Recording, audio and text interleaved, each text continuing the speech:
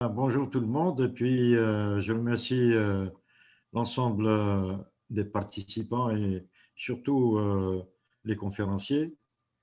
J'aurais tout simplement à dire que nous aurons à évaluer ce webinaire au sein du groupe, et puis à ce moment-là, nous aurons tout le temps, pour ainsi dire, de voir ce qui a été dit et quels seraient les commentaires et les observations à travers la communication de M. Baïs, premièrement, qui a soulevé quand même un important, une importante question concernant l'évaluation de ce que représente un petit peu la recherche et le développement dans notre pays par rapport à d'autres, bien entendu.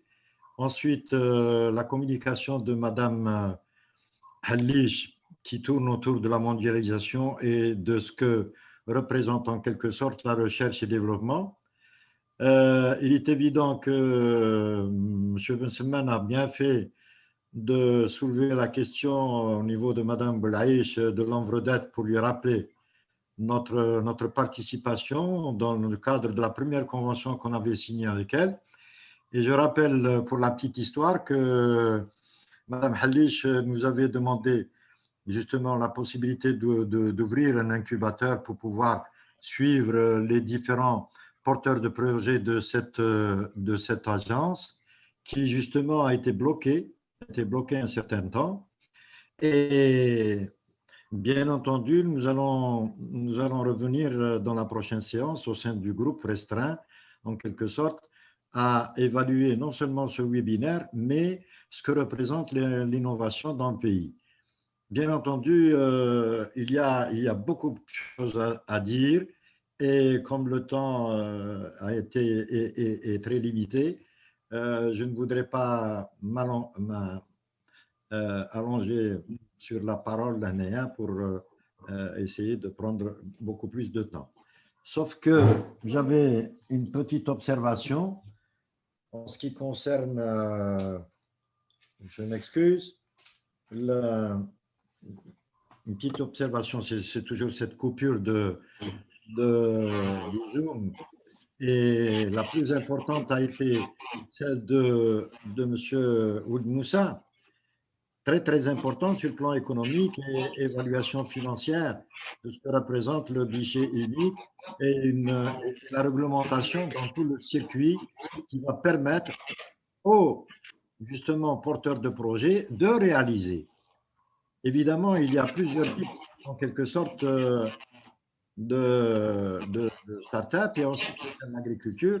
Je voulais rappeler aussi à l'incubateur s'il ne fallait pas intégrer la question de l'eau qui est très importante.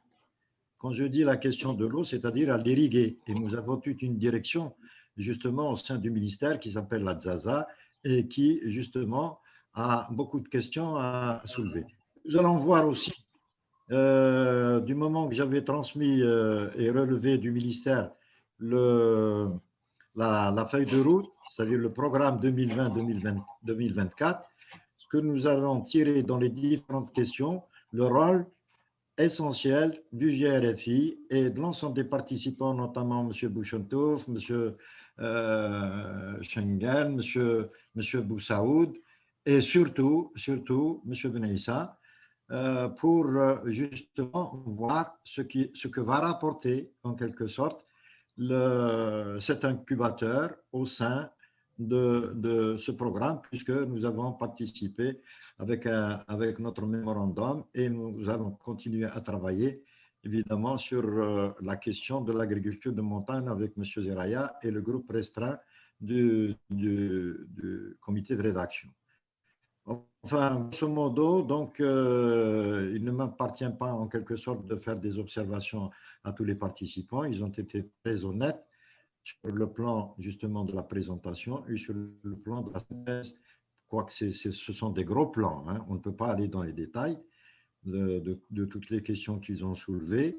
Une chose est sûre, c'est que du côté de l'Andrevet, du moment qu'ils ont avancé sur le plan de la formation, ils ont tenu en quelque sorte au sein de la recherche scientifique du ministère de l'enseignement supérieur et de la recherche un programme de formation et nous allons nous rapprocher pour voir un petit peu qu'est-ce qu'il y a lieu de faire et l'intégrer aussi dans notre incubateur. Voilà ce que j'avais à dire dans l'ensemble et je vous remercie.